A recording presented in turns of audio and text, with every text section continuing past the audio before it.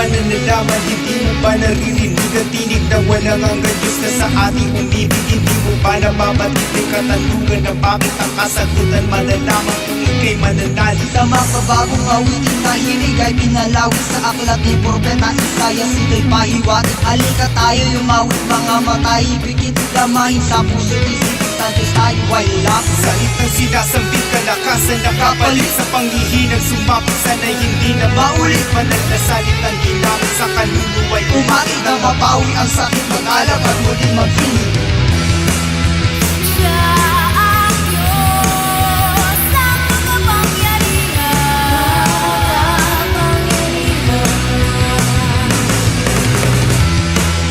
Siya ang Diyos, siya ay papurihan.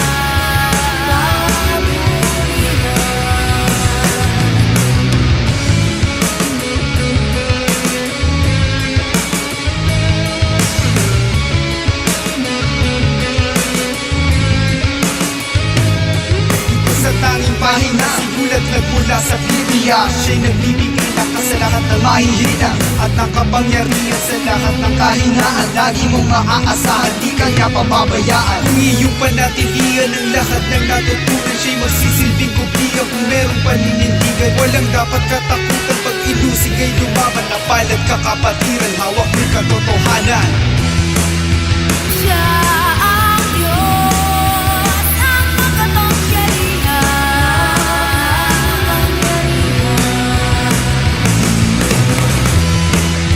Siya ang Diyos, siya ay papurihan.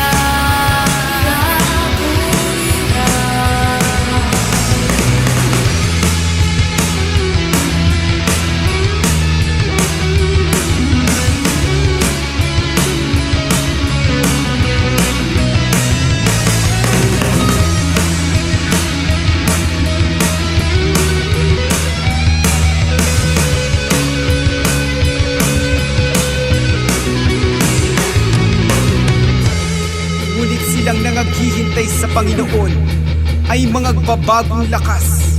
Sila'y paiilang lang na may mga pakpak ng agila. Sila'y magsisitakbo at hindi mapapagod. Sila'y magsisilakad at hindi manghihina. Ito'y mga salita na sa atin ay tinakda ng Diyos na sa atin ay lumikha. Sana lakas ay taglayin sa ating paghihintay sa pagparito ng Panginoon, ito'y gabay. Tuloy ang buhay, magpatuloy at magpapatunay sa paglipad at pag-angat saan man mapadpad. Sa paglakbay di mapapagod, yan ang alagad. Sa pag-akbang di manghihina, tunay na mapalad. Taglay mo ang liwanag, Diyos sa'yo'y naglaladlad. Magsilbing ilaw sa dilim, ito'y hinahangad. Pag yung kailangan ng tulong ng Diyos agad-agad, kapuspusan sa spirito lalong tumitingkad. Sa aklat ng Isayas, ito ay nailakan. Ating hinahangad kaya't lalo lang magsumikap. Ang pag-ulan, bagyo man yan, araw din ay sisikat. Ang talang nasa umaga, sana ay mahagilap. Magbibituin sa pag-islap sa ating hinaharap.